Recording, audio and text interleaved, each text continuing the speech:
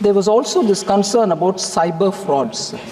There's a lot of activity and initiative being taken by Government of India.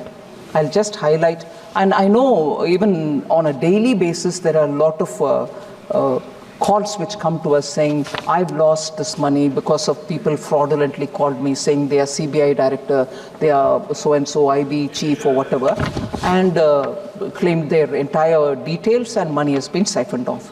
In many cases, very educated, very, very experienced government and private company top executives are losing money. But at this stage, I can only say the efforts that we are taking, and we are trying to as much as possible.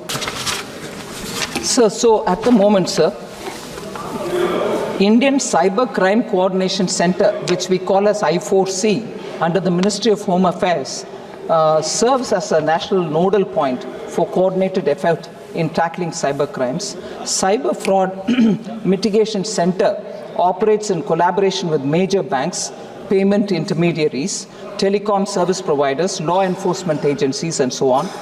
National Cyber Crime Helpline 1930 is also operational 24/7 across all states and UTs, so for immediate reporting and redressal.